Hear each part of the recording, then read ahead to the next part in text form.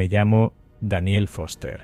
He trabajado como investigador criminal en Lincoln, Reino Unido, durante más de 15 años. He visto cosas que harían que cualquier persona común se retorciera en su cama por las noches. Pero hay un caso que aún me persigue. El caso de Cindy. Cindy tenía 17 años. Jovial, trabajadora, con una sonrisa que iluminaba cualquier habitación. El 7 de noviembre de Arlinikiche se preparó para una cita con Bali, una joven de 16 años que conoció en Tinder. Se tomó una foto después de arreglarse y la publicó en Snapchat. Lista para mi cita. Esa fue la última vez que alguien supo de ella. A la mañana siguiente no se presentó a trabajar. Tampoco llamó. Su familia, preocupada, trató de comunicarse con ella sin éxito. Se organizó un grupo de búsqueda y, finalmente, el caso llegó a nuestras manos. Sabíamos que cada minuto era crucial. Lo primero que hicimos fue rastrear a la última persona que estuvo con ella, Bali. La encontramos en su departamento, nerviosa y temblorosa. Su historia era inconsistente. Al principio dijo que Cindy había ido a su casa, que vieron una película, bebieron un poco y luego se marchó alrededor de la medianoche. Pero no había cámaras que la captaran saliendo. No había testigos. Y luego estaba Abby Trail, la compañera de cuarto de Bali. Una mujer de 1 año con antecedentes de comportamiento errático. Cuando le preguntamos si Cindy estuvo allí, respondió con evasivas. La búsqueda de Cindy se intensificó. Revisamos cámaras de tráfico, peinamos la ciudad, interrogamos a amigos y familiares, pero fue el hallazgo de un pequeño rastro de sangre en la alfombra del apartamento de Bali lo que nos dio la primera pista real. La muestra coincidía con el ADN de Cindy. Presionamos más a Bali y su historia cambió. Dijo que Cindy se había caído y se golpeó la cabeza, pero los análisis forenses revelaron algo más siniestro. La cantidad de sangre indicaba una herida fatal. El 7 de diciembre, un senderista encontró restos humanos en una zona rural, a unos 100 kilómetros de Lincoln. El cuerpo estaba desmembrado y en avanzado estado de descomposición. Tardamos días en confirmar que era Cindy, pero en cuanto lo hicimos, regresamos por Bali y Abby. Abby fue la primera en quebrarse. Confesó el asesinato con una calma perturbadora. Dijo que Bali y Cindy discutieron esa noche, que Bali la golpeó en la cabeza, y cuando vio que no respondía, llamó a Abby para ayudarla. En lugar de alertar a emergencias, decidieron deshacerse del cuerpo. Abby se encargó de la parte más atroz, descuartizar a Cindy. Lo describió sin remordimientos, como si estuviera contando una receta de cocina. La metí en bolsas y la llevé al bosque, dijo, con un tono que me revolvió el estómago. El juicio fue mediático. La defensa intentó alegar que Abby actuó sola, pero la evidencia forense probó que Bali participó. Un jurado las declaró culpables. Bali recibió cadena perpetua. Abby fue sentenciada a la pena de muerte. El caso terminó, pero la imagen de Cindy, sonriendo en su última foto, aún me persigue. La confianza con la que fue a esa cita, la emoción en su rostro. No sabía que estaba caminando directo a su muerte. Y eso es lo que más me aterra de todo. Cuán fácil es para alguien desaparecer en manos de monstruos que llevan una máscara de normalidad. Desde entonces, miro con desconfianza cada nueva historia de citas en línea. Me pregunto cuántos otros como Abby y Bali están ahí afuera, esperando a su próxima víctima. Y cuántos otros como Cindy creen que solo van a una simple cita, sin saber que nunca volverán a casa.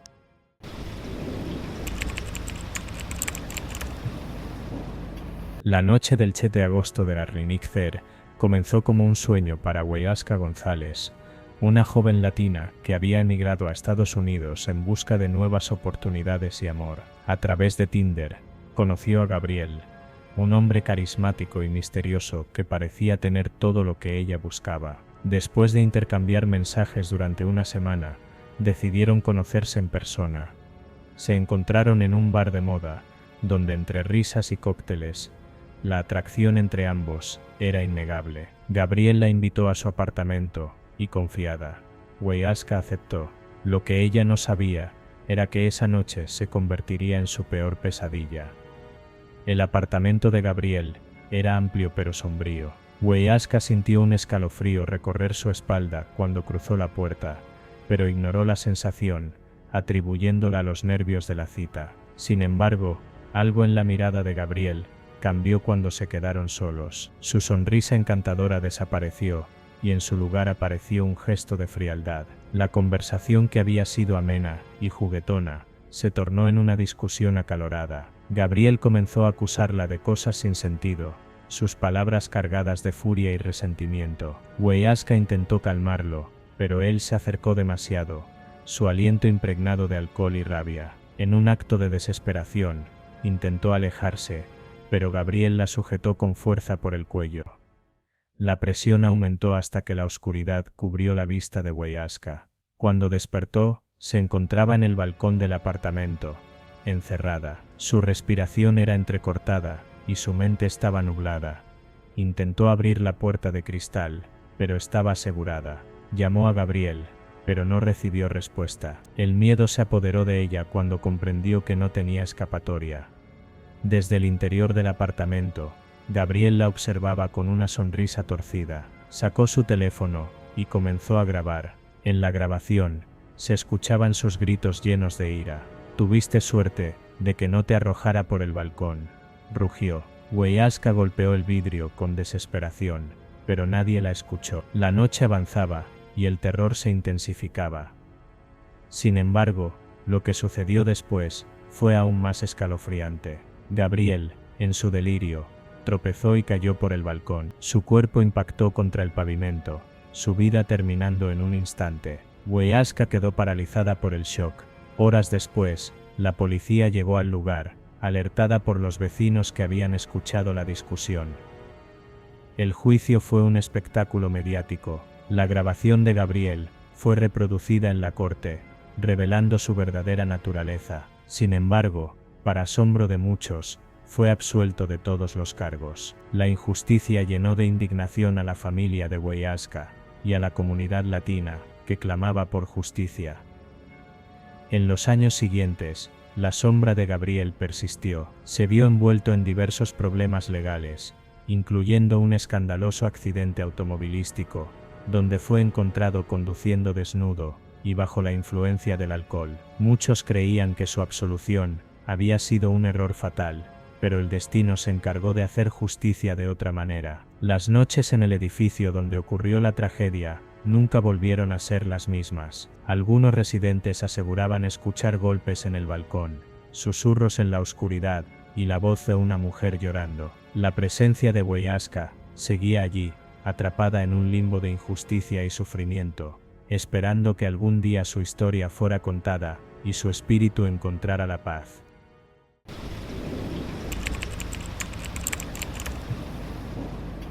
Me llamo Alejandro Ferrer, y he pasado los últimos 15 años documentando los crímenes más atroces de México.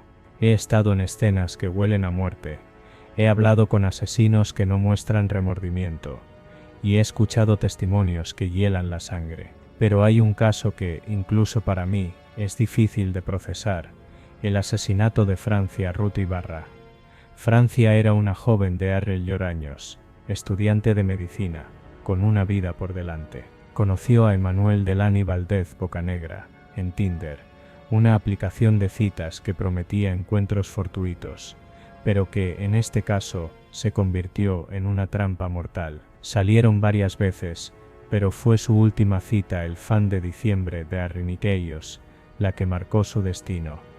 Cuando Francia desapareció, su familia sintió que algo estaba mal de inmediato. No era el tipo de persona que dejaba de contestar mensajes sin razón alguna. Pronto, la policía se involucró, rastreando su último paradero conocido. Todas las pistas conducían a la casa de Bocanegra, en la Ciudad de México. Al llegar a su departamento, los agentes percibieron algo extraño. Un olor químico impregnaba el aire. Mientras interrogaban a Bocanegra, uno de los oficiales notó una bolsa de basura en el balcón. Lo que encontraron dentro era macabro: huesos humanos. La investigación reveló un panorama aún más perturbador. Según la hipótesis de los forenses, Francia pudo haber rechazado las insinuaciones sexuales de Bocanegra, lo que provocó su ira descontrolada. En un ataque de furia, la asesinó. Pero lo peor aún estaba por descubrirse. El asesino intentó deshacerse del cuerpo de Francia de la manera más cruel imaginable, usando ácido clorhídrico. Disolvió la carne y los tejidos, dejando solo fragmentos óseos que arrojó al balcón, como si fueran desechos comunes. La imagen de los huesos allí, a la vista de cualquiera que se asomara, es un recordatorio de la brutalidad con la que actuó.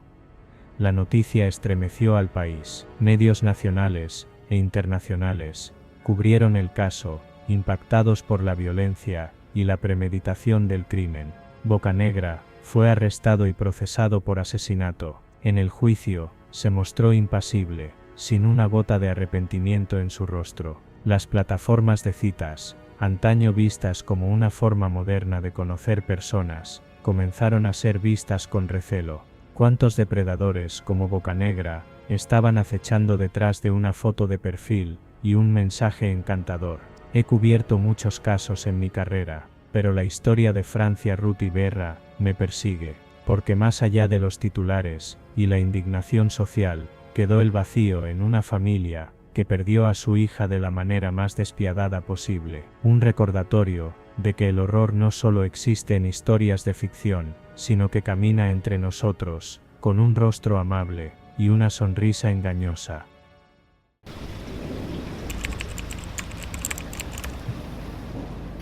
Como investigador de crímenes, he visto cosas que la mayoría de la gente no podría imaginar. He estado en escenas de homicidios, he interrogado a asesinos y he reconstruido historias que parecen sacadas de las peores pesadillas. Pero hay un caso que incluso después de todos estos años, todavía me persigue. Es la historia de Kishi B, una joven de ojos extraños, y de cómo una simple notificación en un teléfono desencadenó una tragedia que nadie pudo prever.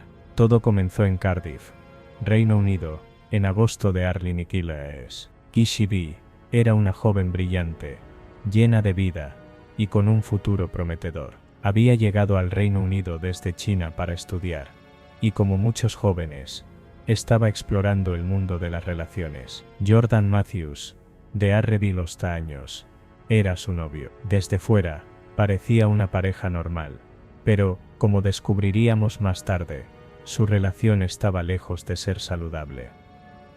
El día del incidente, todo parecía normal. Kishi y Jordan habían salido a cenar, y pasaron la noche juntos en su apartamento. Pero algo cambió cuando Jordan vio una notificación en el teléfono de Kishi. Según él, era un mensaje de Tinder, de alguien llamado Ben. En ese momento, algo en Jordan se rompió, la ira lo consumió, y lo que siguió fue una pesadilla de violencia y dolor. La discusión comenzó de manera verbal.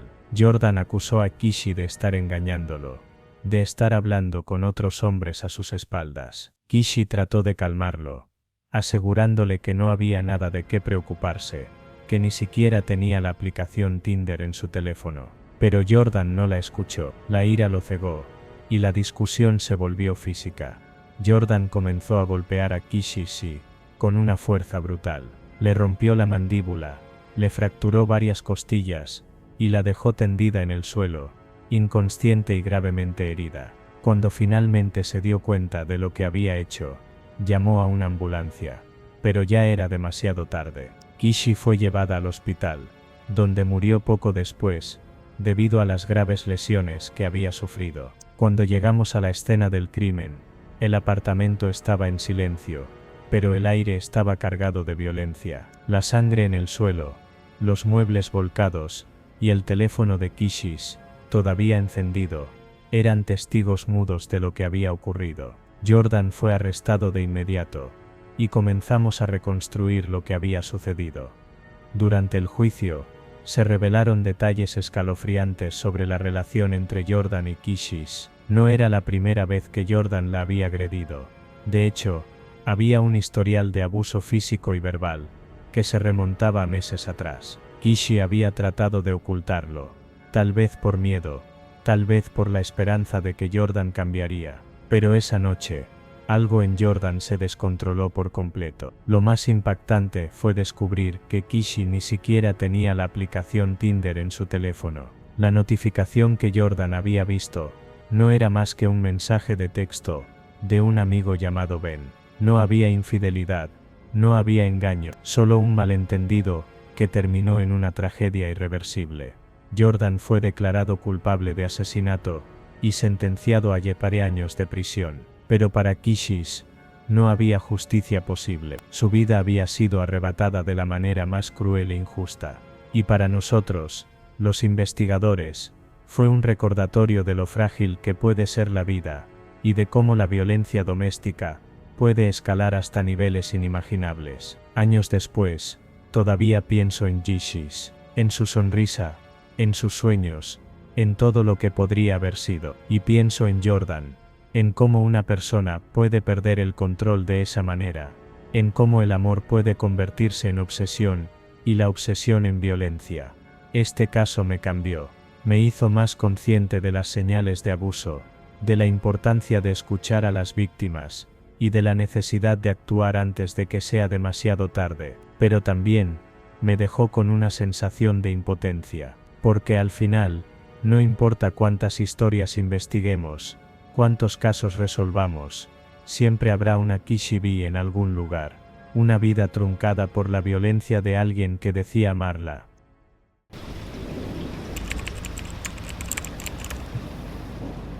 Soy escritor especializado en casos relacionados con aplicaciones de citas. He escuchado y documentado historias que van desde lo cómico hasta lo profundamente perturbador.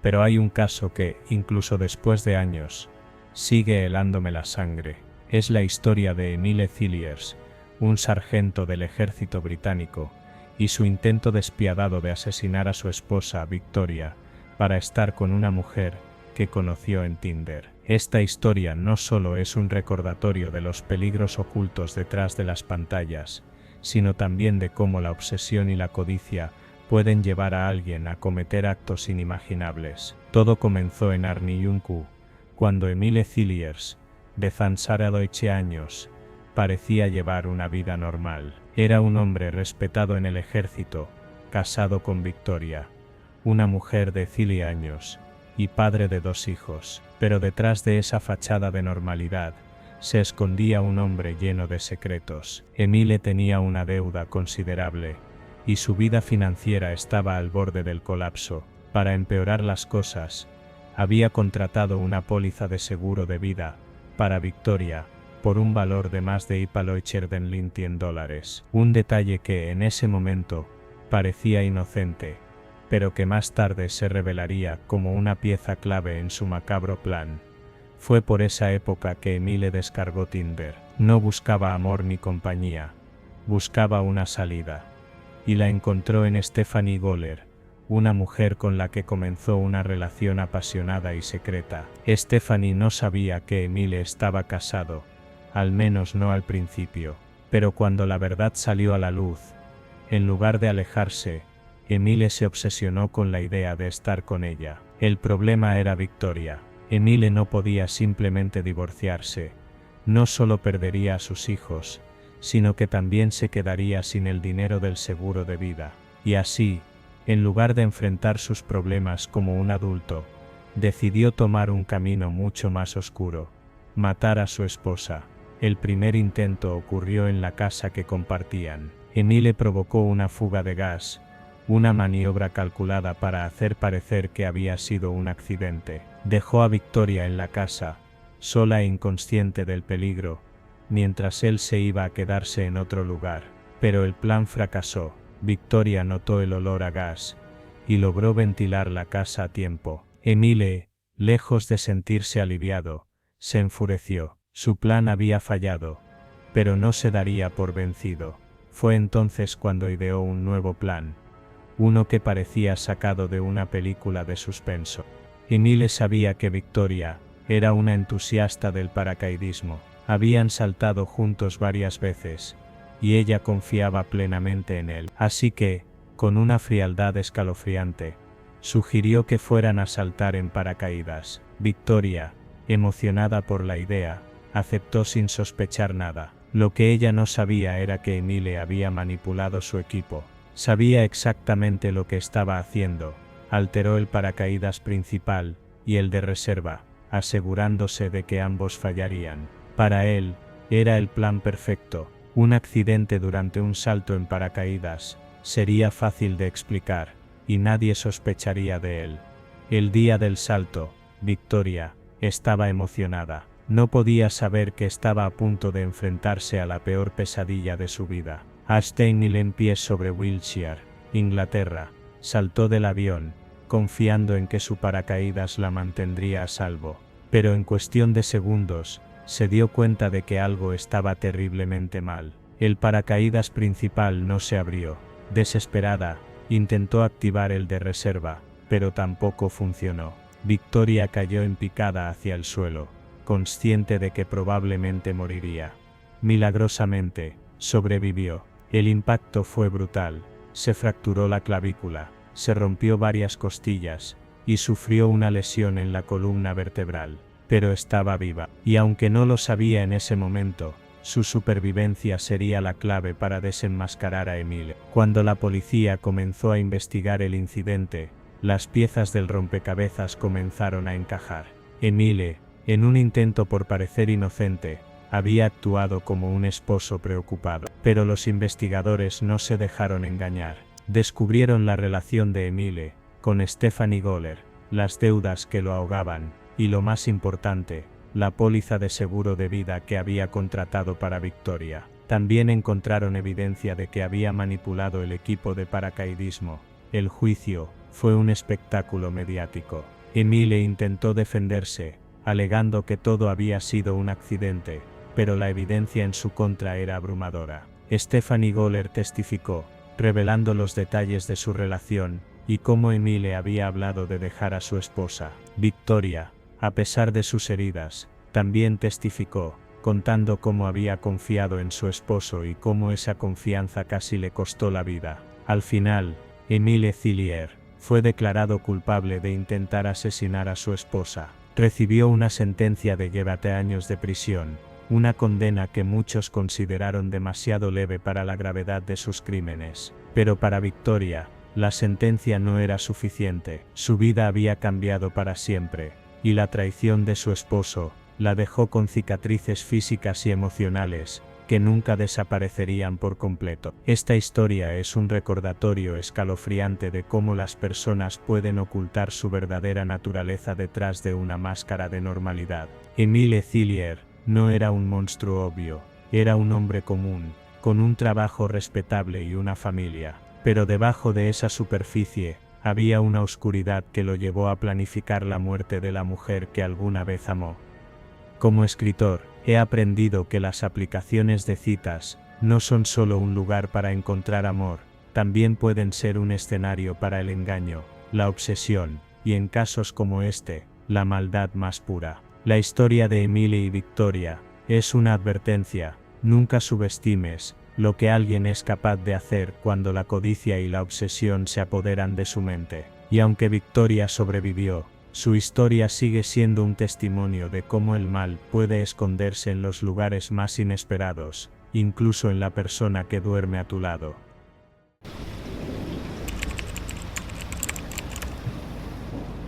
Siempre me he jactado de mantenerme al margen de los casos que reporto.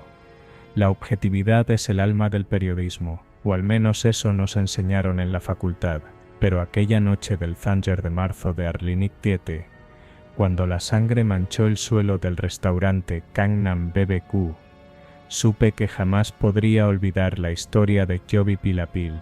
Jovi, una mujer de Jovi Oraños, había encontrado en Tinder lo que parecía ser una segunda oportunidad en la vida. Tras años de abuso por parte de su exmarido, Alexander Villaluna, se había atrevido a abrir su corazón nuevamente. Su cita con Keith Collins, un hombre de Jovi Oran, entre risas y conversación. No sabían que la muerte los acechaba desde la sombra de un hombre obsesionado. Según testigos, Villaluna irrumpió en el restaurante, con una calma escalofriante. Su mirada era vacía, oscura, como la de alguien que ya ha tomado una decisión inquebrantable. Caminó directo hacia la mesa de Joby y Collins, sin importarle las miradas desconcertadas de los comensales. «¿Qué haces con mi esposa?», preguntó, su voz impregnada de un odio silencioso. Antes de que nadie pudiera reaccionar, el brillo metálico de un cuchillo se reflejó en las luces del local. El primer golpe fue certero. Joby Oran ni siquiera tuvo tiempo de gritar cuando la hoja del cuchillo se hundió en su pecho. El sonido del acero, perforando carne y hueso, ahogó cualquier murmullo en la sala. «Joby», gritó. Se echó hacia atrás, pero Villaluna no había terminado. Apuñaló a Collins una y otra vez, como si con cada estocada pudiera borrar la existencia de aquel hombre. El cuerpo de la víctima se desplomó sobre la mesa, con los ojos abiertos en una expresión de sorpresa congelada. El siguiente objetivo era Joby. El cuchillo se hundió en su costado antes de que pudiera levantarse. Trastabilló, sintiendo el ardor de la herida y la calidez de la sangre empapando su ropa. Intentó alejarse, pero Villaluna era incansable. Le asestó otra puñalada en el abdomen y una más en el brazo cuando intentó cubrirse. Sin embargo, en un acto desesperado, logró rodar bajo la mesa, escapando momentáneamente del alcance de su atacante. Los gritos de los clientes y el personal rompieron el macabro silencio. Algunos salieron corriendo, otros se quedaron paralizados por el horror. Villaluna, sin embargo, se limitó a limpiar el cuchillo en su camisa antes de salir caminando con la misma calma con la que había llegado. Cuando la policía llegó al lugar, encontraron a Collins sin vida y a Joby aferrándose a su último aliento. Fue trasladada de inmediato al hospital, donde pasó días luchando por sobrevivir. Mientras tanto, Villaluna fue capturado poco después, sin resistencia. Cuando le preguntaron por qué lo había hecho, respondió con frialdad: «Porque era mía». Las semanas siguientes fueron una pesadilla mediática. La historia se convirtió en un emblema del horror de la violencia doméstica. En la sala del tribunal, Joby se enfrentó a su verdugo. Con vendas y cicatrices cubriendo su cuerpo, dio su testimonio con la voz temblorosa pero firme. «Pensé que iba a morir. Pensé que no vería crecer a mi hija, pero no me iba a dejar vencer por alguien que ya no tiene poder sobre mí». Villaluna fue condenado a 11 años de prisión, una sentencia que algunos consideraron insuficiente, pero para Joby, lo importante era seguir adelante, reconstruirse desde las cenizas de aquella noche fatídica. Yo, como periodista, me he acostumbrado a las historias de muerte y tragedia, pero el caso de Joby Pilapil me persiguió mucho después de que las noticias dejaran de hablar de ello. Cada vez que entro a un restaurante, me descubro observando a mi alrededor, preguntándome cuántas de esas miradas anónimas ocultan historias de terror silenciosas, esperando el momento exacto para desatar su horror, porque al final, el verdadero miedo no está en lo sobrenatural, está en las personas que creen tener derecho sobre otras, en los monstruos que caminan entre nosotros, disfrazados de maridos, de ex-amantes, de sombras del pasado que nunca se desvanecen del todo.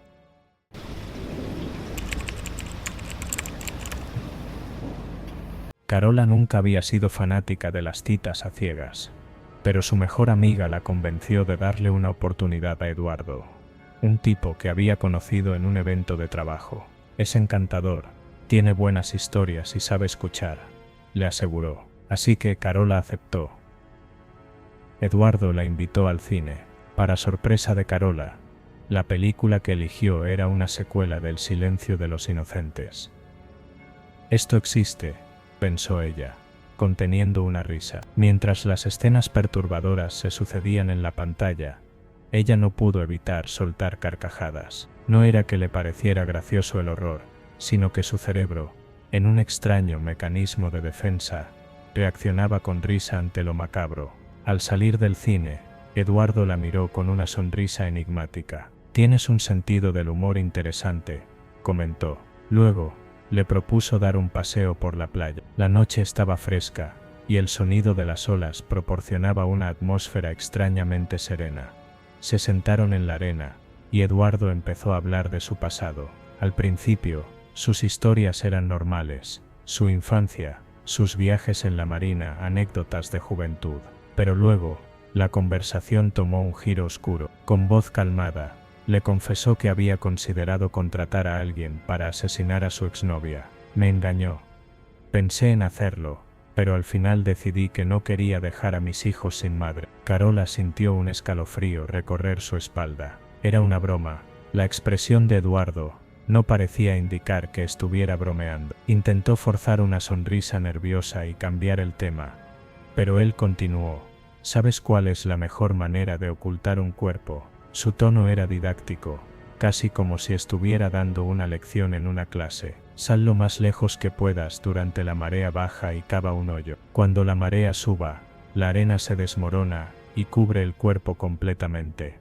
Carola sintió que la sangre le abandonaba el rostro. «Eso no funcionaría», murmuró, sin saber por qué siquiera respondía. Su instinto le decía que debía mantenerse tranquila, no demostrar miedo, no correr. Eduardo la observó con una sonrisa. «Bueno, tal vez no, pero quién sabe». En ese momento, un grupo de jóvenes pasó cerca, riendo y jugando con las olas. Carola vio su oportunidad. «Vamos a caminar por allí», sugirió con fingido entusiasmo. Eduardo accedió. Se unieron al bullicio de los jóvenes, y ella se aferró a la presencia de otras personas como si fueran su salvación. Fingió cansancio poco después, y le pidió a Eduardo que la llevara a casa. Esa noche, Carola no pudo dormir. Pensó en lo que había escuchado, en la manera en que él lo había dicho, en la oscura posibilidad de que no fuera solo una historia. A la mañana siguiente, recibió un mensaje de Eduardo. «Fue una noche interesante. Lástima que no quisiste quedarte más tiempo en la playa». Días después, se enteró de que Eduardo había partido en un barco de la marina. Nunca volvió a saber de él, pero la sensación de inquietud permaneció. Cada vez que veía el mar, no podía evitar pensar en la marea, en la arena, en la forma en que algo podría desaparecer sin dejar rastro, y en cómo, por suerte, ella no se había convertido en parte de aquella historia.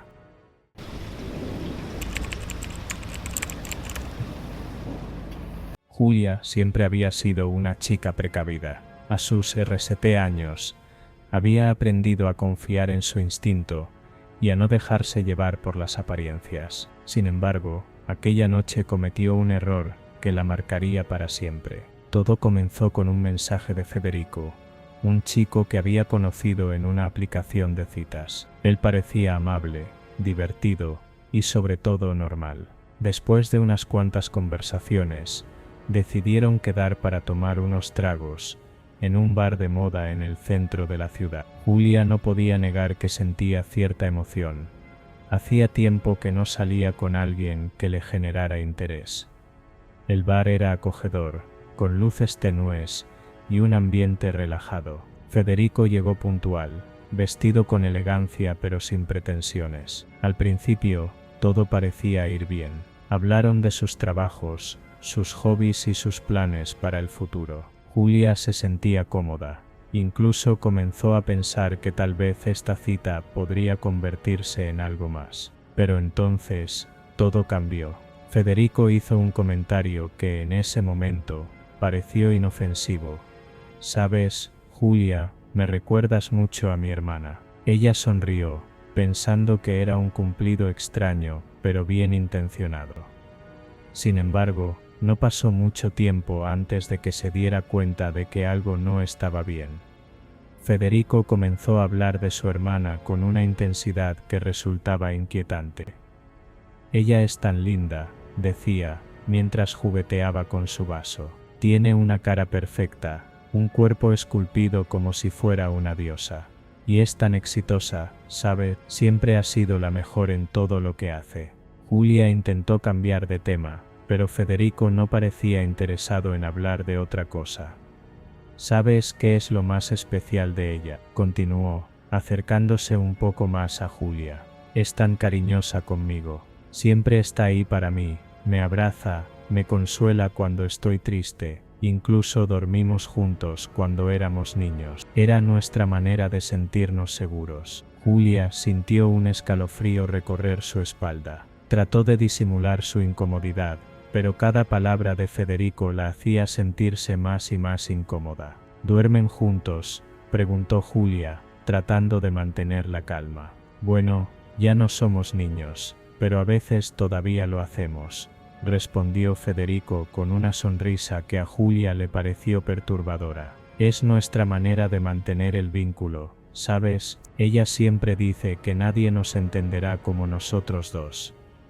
Julia comenzó a mirar alrededor, buscando una excusa para irse. El ambiente del bar, que antes le parecía acogedor, ahora se sentía opresivo. Las risas de los demás clientes sonaban lejanas, como si estuvieran en otro mundo. Federico seguía hablando, pero Julia ya no podía concentrarse en sus palabras. Solo quería salir de allí. Creo que debería irme, dijo Julia finalmente, levantándose de la mesa. Es tarde y tengo que trabajar mañana temprano. Federico la miró con una expresión que Julia no pudo descifrar. ¿Ya te vas?, preguntó, con un tono de voz que sonó casi como una amenaza. Pero si apenas estamos conociéndonos. Julia sintió que el corazón le latía con fuerza. Sí, lo siento, dijo, tratando de sonar firme. Fue agradable conocerte, pero realmente debo irme. Sin esperar una respuesta, tomó su bolso y se dirigió hacia la salida. No se atrevió a mirar atrás, pero podía sentir la mirada de Federico clavada en su espalda. Una vez fuera del bar, Julia respiró profundamente, tratando de calmarse. Decidió caminar un poco antes de tomar un taxi. Necesitaba aire fresco. Mientras caminaba, no podía dejar de pensar en las palabras de Federico. ¿Era posible que todo fuera una broma de mal gusto? ¿O había algo más oscuro detrás de sus comentarios? Al llegar a su casa, Julia revisó su teléfono. Tenía varios mensajes de Federico. ¿Por qué te fuiste tan rápido?, decía uno. ¿Te asusté? Lo siento, solo quería ser honesto contigo. Julia no respondió. En cambio, decidió bloquearlo. No quería saber nada más de él.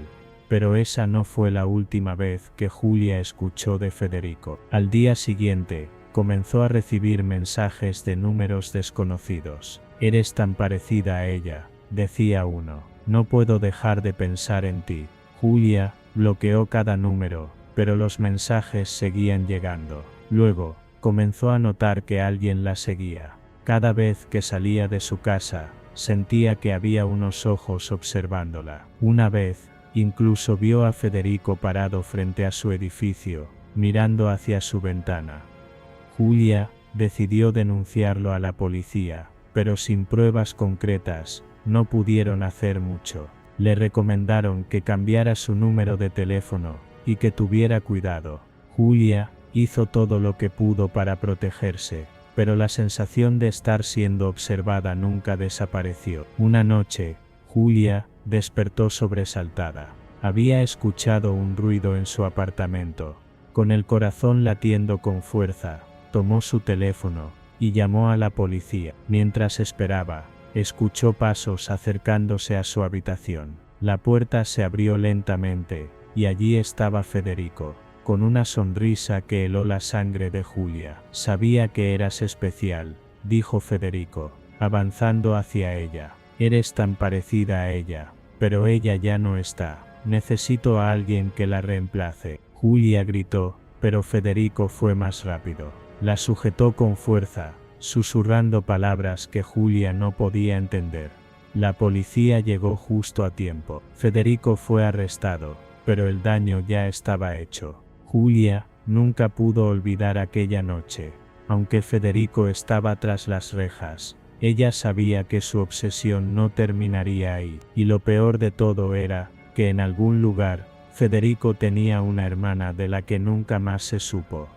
Julia se mudó a otra ciudad, cambió de nombre y trató de comenzar de nuevo. Pero cada vez que veía a alguien que se parecía a Federico, sentía un escalofrío recorrer su cuerpo, porque sabía que, en algún lugar, él estaba esperando a encontrar a alguien que le recordara a su hermana. Y Julia no podía evitar preguntarse si alguna vez estaría realmente a salvo.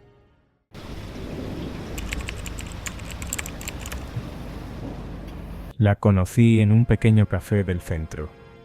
Kata era hermosa, de una belleza casi etérea. Sus ojos oscuros tenían un brillo extraño, como si escondieran secretos antiguos. Desde el primer momento me di cuenta de que había algo en ella que me atraía y al mismo tiempo me inquietaba. Aún así, acepté salir con ella.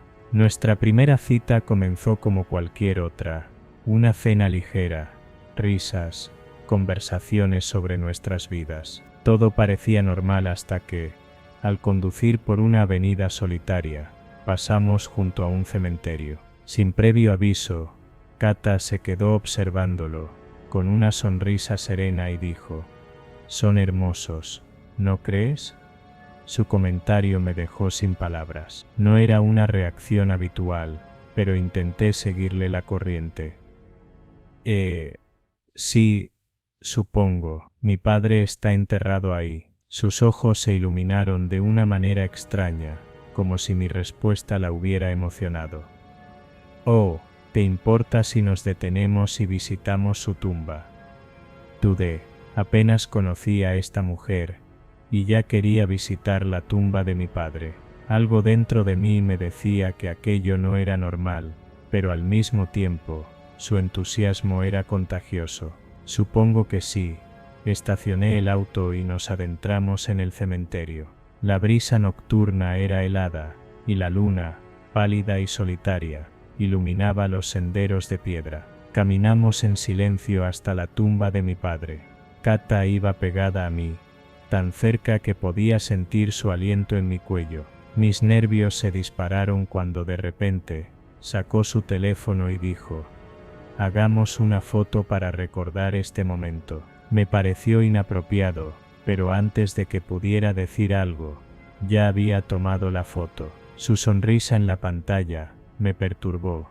Era demasiado amplia, casi antinatural. A la mañana siguiente, desperté con una extraña sensación de inquietud. Revisé mi teléfono y mi estómago se revolvió al ver mis redes sociales inundadas con la foto que Kata había tomado.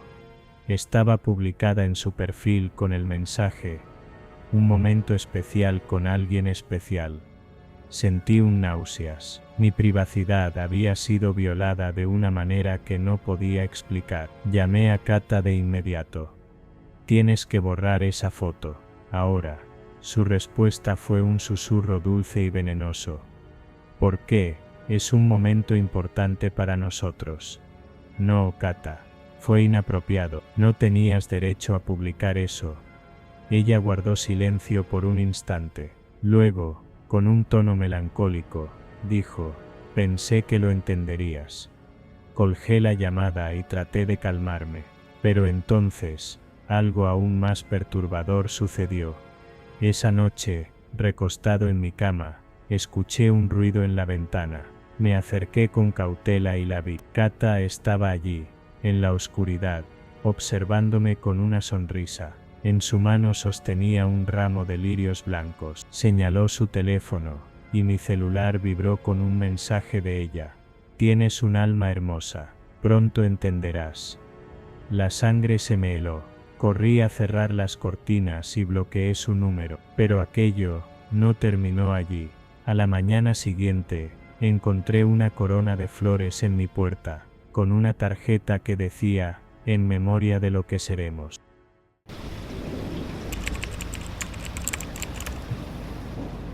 Nunca olvidaré el caso de Alondra Jesús. Fue uno de esos asuntos que te dejan sin aliento, no solo por la brutalidad del acto, sino por la forma en que la realidad supera cualquier ficción que puedas imaginar. Como abogado penal, he visto de todo: crímenes pasionales, robos, fraudes, incluso homicidios. Pero este caso, ocurrido en febrero de Arrinigung, me dejó una marca indeleble. no solo por los detalles macabros, sino por la forma en que la línea entre víctima y victimario se difuminó hasta casi desaparecer. Alondra Jesús era una joven latina de RW años, que vivía en Australia. Había emigrado desde su país natal, en busca de una vida mejor, como tantos otros. Era inteligente, atractiva, y según me contaron, tenía un carácter fuerte, pero también era solitaria. En una ciudad grande y desconocida, las aplicaciones de citas como Tinder se habían convertido en su ventana al mundo social. Fue allí donde conoció a él, el hombre, cuyo nombre prefiero omitir por cuestiones de privacidad. Era un tipo común y corriente. No tenía un historial criminal, ni siquiera una multa de tráfico. Era, en apariencia, un ciudadano modelo. Pero como suele suceder en estos casos, las apariencias engañan. Alondra y él hicieron match en Tinder, y después de unos días de charla, decidieron encontrarse en persona. La cita comenzó como cualquier otra. Se reunieron en un bar, bebieron, rieron, y parecían llevarse bien. También, de hecho, que decidieron continuar la noche en otro lugar. Después de varios tragos más, terminaron en el apartamento de Alondra. Según su versión, que más tarde sería cuestionada, mantuvieron relaciones sexuales consensuadas. Luego, el hombre se desmayó. Aquí es donde la historia da un giro oscuro. Mientras el hombre yacía inconsciente en su cama, Alondra escuchó el sonido de un teléfono. Era el suyo. Un mensaje de texto apareció en la pantalla, pero no estaba dirigido a ella. Era de la novia del hombre, preguntándole dónde estaba. Alondra, curiosa o tal vez impulsada por algo más profundo, decidió responder. No solo eso, sino que llamó a la mujer al otro lado de la línea. Imaginen la escena, una mujer desconocida llamando a otra, para decirle que su novio acababa de acostarse con ella. El caos emocional que debió desatarse en ese momento es inimaginable. Pero Alondra no se detuvo ahí. Según los registros telefónicos, la conversación fue breve, pero devastadora. Colgó el teléfono, y con el corazón acelerado, se quedó mirando al hombre que yacía en su cama. Lo que sucedió después es difícil de relatar, incluso para alguien como yo, que ha visto lo peor de la naturaleza humana. Alondra fue a la cocina y tomó un cuchillo común, de esos que todos tenemos en casa para cortar verduras o pan, pero en sus manos, en ese momento, se convirtió en un arma. Regresó al dormitorio, y sin vacilar, apuñaló al hombre en el abdomen.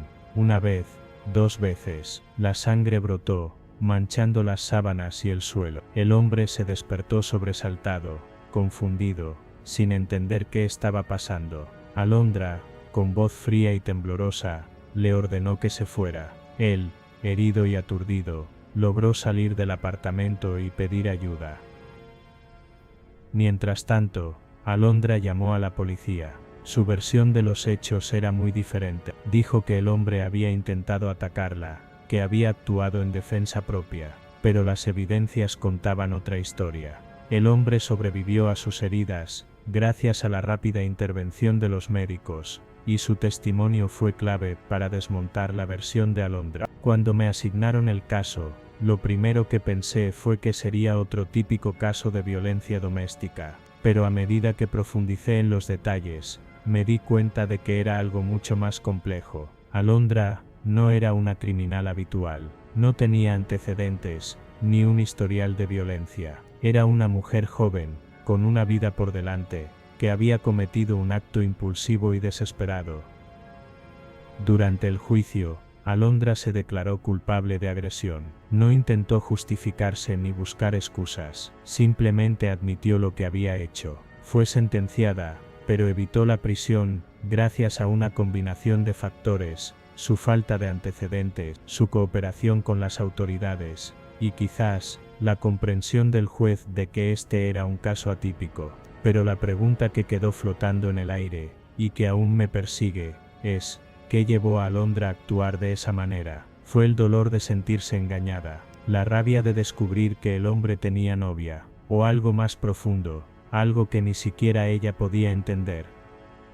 Como abogado, mi trabajo es defender a mis clientes, no juzgarlos, pero este caso me hizo cuestionar muchas cosas, la naturaleza humana, la fragilidad de nuestras emociones, y cómo un solo momento de ira puede cambiar vidas para siempre. Alondra Jesús sigue viviendo en Australia, tratando de reconstruir su vida. El hombre que apuñaló se recuperó físicamente, pero no sé si lo hizo emocionalmente. Y yo, como narrador de esta historia, me quedo con la sensación de que, en el fondo, todos somos capaces de cosas terribles, bajo las circunstancias adecuadas. Esta es la historia de una cita que terminó en sangre. Una historia de terror, que lamentablemente, es real, y como tantas otras, nos recuerda que el monstruo más aterrador, no está en las películas, sino dentro de nosotros mismos.